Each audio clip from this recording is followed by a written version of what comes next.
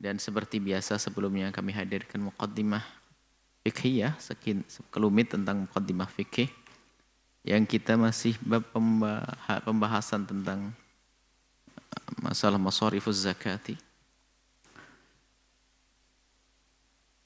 Setelah disebutkan 8 asnaf atau 8 golongan yang berhak menerima zakat, kata Imam Abi Suja, qala Imam Abu Suja rahimallahu taala nafa'anallahu bihi wa bi ulumihi wa bi ulumi masyayikhihi wa talamidatihi bidairini amin ila anqal wa ila man yujadu minhum. Jadi zakat itu diberikan kepada yang ada daripada asnaf thamaniyah, 8 golongan yang ada. Cuman yang ada itu apakah yang ada rata atau bagaimana? Ini para a'immah berbeda dalam hal ini. Kata Imam Abu Suja, wala yaqtasiru ala aqalli min thalathatin. Hendaknya jangan wala yaqtasiru, jangan sampai membatasi ala aqalli, kurang, min thalathatin, dari 3 orang, min kulli sinfin, dari setiap sinif, setiap golongan. Jadi semua golongan ini harus mendapatkannya. Dan setiap golongan tidak boleh kurang dari 3 orang. Illal amil, kecuali amil. Kalau amil ya dilihat kebutuhannya banyak, ya banyak. 2, 10, lebih. Ini yang disebutkan oleh Imam Abu Suja. Akan tapi di sana ada pendapat tentunya. Kalau begitu memang berat bagi yang membagi, baik dia adalah secara pribadi atau panitia pembagi zakat. Kalau untuk menemukan semuanya, tentu kalimat yujad itu kalau ditemukan, kalau ada. Tapi di sana ada selain dari madhab kita Imam Asy-Syafi'i radhiyallahu ta'ala, dan itu yang diamalkan. Kalau menuruti apa yang disebutkan dalam madhab Imam Syafi'i, yang dikukuhkan adalah harus kita kejar, kita cari semua asnaf itu. Dan setiap asnaf tidak boleh kurang dari 3. Tapi madhab lain selain madhab Imam Syafi'i adalah boleh diberikan kepada satu sinfin wahidin saja. Satu golongan, fakir saja atau miskin saja. Bisa. Nah ini yang diamalkan. Rata-rata yang dicari adalah sinif yang ini. Dan itu memang lebih punya hajat. Seperti dalam madhab Imam Malik itu yang paling perlu dari asnaf itu apa? Ya rata-rata ya fakir miskin yang sesuai dengan disebutkan oleh Al-Quran, nama sadaqatu lil fuqara wal masakin. Jadi ada perbedaan di sini, ada yang mengatakan harus semuanya dapat. Kemudian sebagian ulama selain madhab Imam Syafi'i mengatakan boleh satu sinif faqat. Bahkan setelah itu 1 orang juga boleh. Nah, perlu setelah itu kita perlu namanya bijak. Mengambil pendapat itu adalah bukan untuk seenaknya sendiri, bukan menuruti hawa nafsu. Ya kalaupun kita tidak bisa menerapkan madhab Imam Syafi'i benar-benar yang tujuannya adalah untuk meratakan zakat itu kepada semua yang berhak, tapi paling tidak jangan jauh-jauh, jangan seenaknya sendiri. Jangan zakat diberikan pada satu orang fakir biar menjadi satu yang lain pincang, yang lain tidak mendapatkannya. Maka pun demikian kalau kita harus melirik kepada madhab lain, tentunya itu dalam rangka untuk memudahkan. Bukan dalam rangka untuk kita itu ingin berbuat sesuatu yang tidak tepat karena mengikuti hawa nafsunya. Oh, karena saya tidak senang dengan mereka, ya sudahlah saya tidak mau. Saya kasih yang ini saja. Oh, enggak begitu. Atau karena faktor kedekatan. Sehingga yang lain terdolimi, enggak bisa. Jadi, kalaupun kita melirik kepada madhab lain, harus tetap waspada bahwasanya kita berusaha sebisa mungkin adalah diperluas, bukan hanya sempit kepada dia saja. Misalnya tetangga kita 1 atau 2 yang fakir, tetangga dekat. Mungkin tetangga agak jauh ada 5 rumah, 10 rumah atau mungkin gang sebelah. Ya kalau bisa mereka juga mendapatkannya.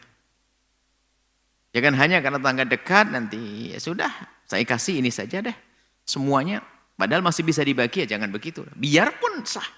Artinya tetap di saat kita ingin mengambil madhab lain, jangan lupa hikmah daripada madhab Imam Syafi'i ingin meratakan itu. Jadi tetap berusaha kita untuk memperluas jangkauan daripada zakat tersebut. Memperluas jangkauan zakat tersebut. Oke, kemudian lanjutnya. Wa khamsatun la yajuzu daf'u'a ilaihim. 5 golongan orang yang tidak boleh zakat dibayarkan kepada mereka. Al-ghaniyyu bimalin aw kasbin. Orang kaya enggak boleh nerima zakat, hukumnya haram.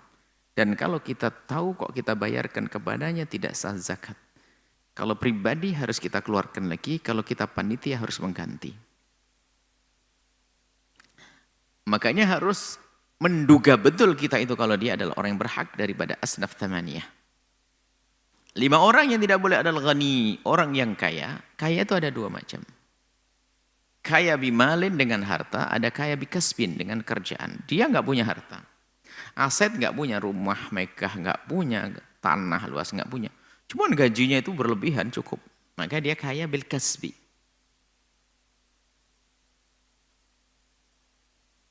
Ada orang dia nggak punya kerjaan tapi hartanya banyak. Masih dianggap kaya dengan mal. Kalau diperkirakan kalau seandainya dia menggunakan hartanya itu tidak sampai habis, sampai mati, dia termasuk kaya.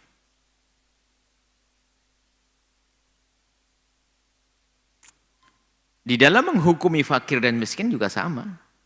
Dia tidak punya apa-apa, hanya rumah kecil atau apa. Anggap saja ada tanah dan sebagainya. Kemudian dia punya pekerjaan, tapi nggak cukup kerjaannya.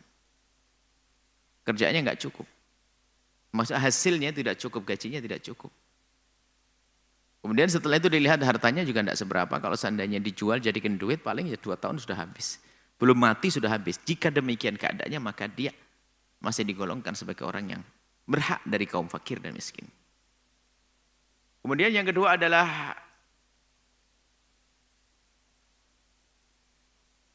wal abdu. Abd tidak boleh menerima. Sebab abd tidak bisa memiliki. Abd ya? Wal abdu tuh. Betul?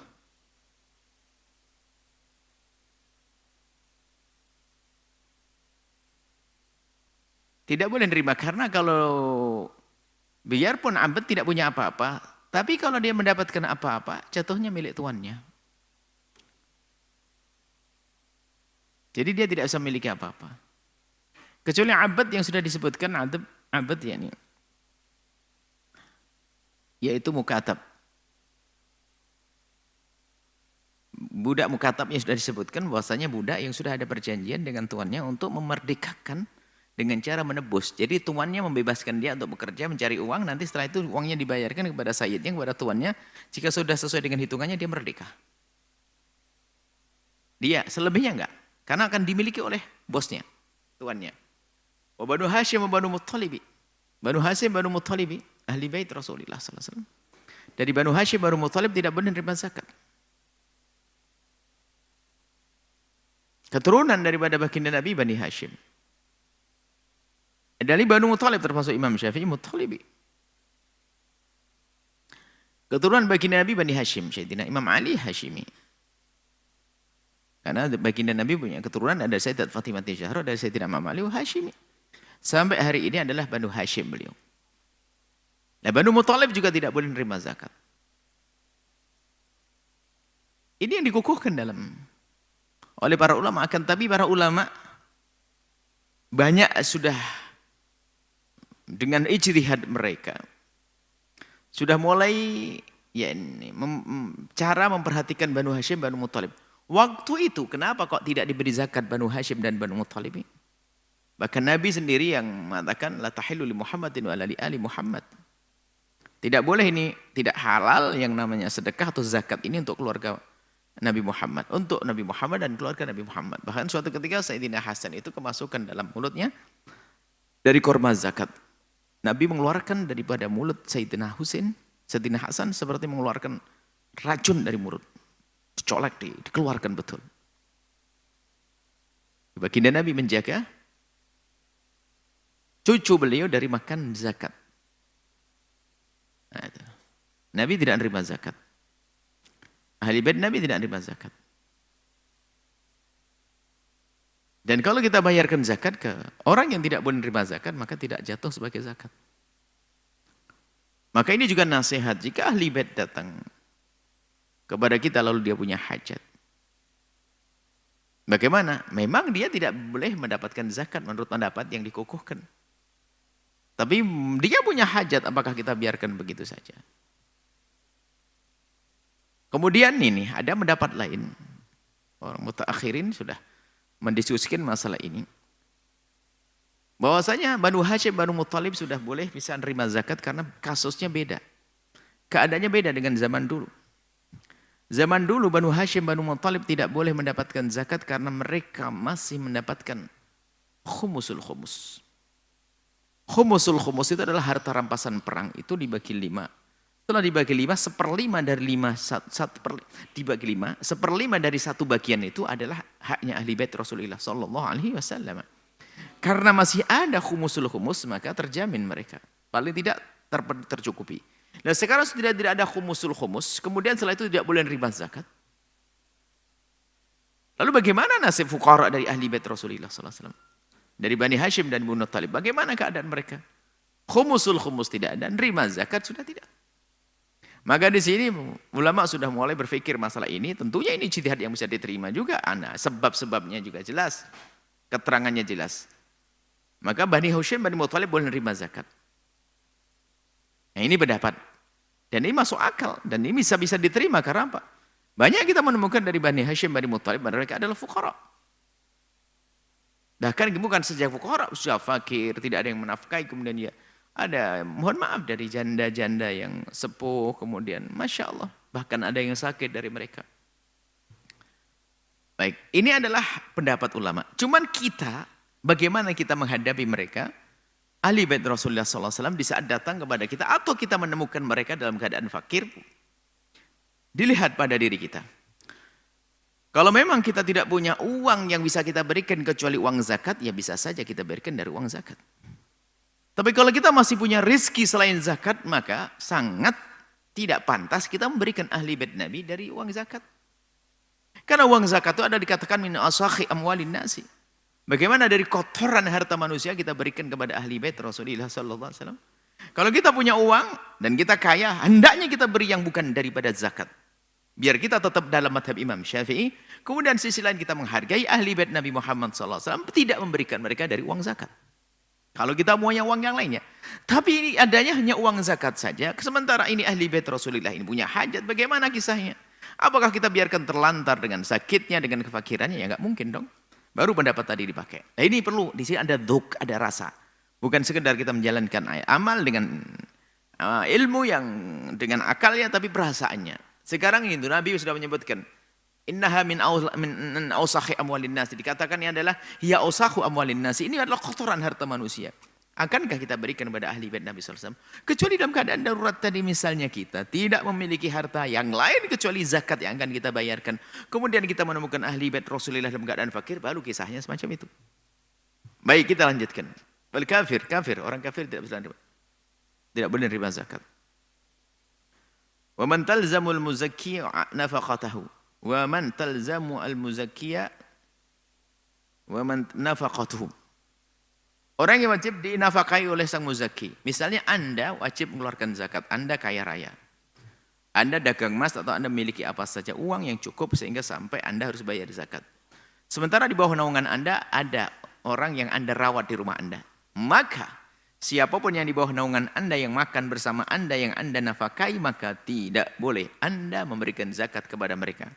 Karena selebih Anda sudah Anda sudah berjanji atau sudah niat untuk beri nafkah kepada orang tersebut, artinya apa? Dia bagian daripada Anda. Lah kalau Anda membayarkan zakat kepada orang tersebut, berarti Anda bayar zakat kepada diri Anda sendiri. Maka tidak boleh. La yadfa'uha, tidak boleh orang tersebut membayarkan zakat ilaihim kepada mereka bismil fuqara, atas dasar nama orang fakir. Wal masakin, orang miskin. Karena apa? Bagaimana dikatakan fakir miskin? Wong dia adalah nafkahnya ikut kita. Ikut kita. Tidak bisa disebut fakir miskin karena nafkahnya ikut kita. Kita mengeluarkan zakat. Bagaimana kita berikan kepada orang yang di bawah naungan?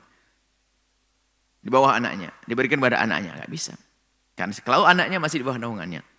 Kecuali jika orang-orang tersebut tidak di bawah naungannya. Termasuk kita mengambil orang, anak yatim dan sebagainya, kita bawa ke rumah kita. Ingat, pernah kita bahas dalam bab apa? Pembahasan di Ramadan apa itu? Tidak termasuk golongan ini di bawah naungannya dalam nafkahnya adalah kalau kita membiayai misalnya, ada pondok pesantren. Anda diberi oleh Allah kekayaan yang melimpah dan melimpah-melimpah. Kemudian Anda menjamin santri, saya ingin membiayai hidupnya para 1.000 santri. Maka Anda membiayai mereka bukan berarti mereka di bawah naungan Anda. Maka Anda tidak wajib mengeluarkan zakat untuk mereka. Zakat fitrah untuk mereka. Ya. Kalau mereka adalah fakir, maka masih bisa menerima zakat. Karena apa? Bukan di bawah naungan Anda dalam nafkah. Sebab sifatnya kita membantu pondok. Itu. Jadi dibedakan. Berbeda jika ada orang fakir itu hidup bersama Anda, di bawah naungan Anda, makan bersama Anda. Maka mereka di bawah naungan Anda, maka zakat tidak boleh dibayarkan kepada mereka. Ini saja insya Allah kita lanjutkan pada pertemuan yang akan datang. Wallahu a'lam bishawab.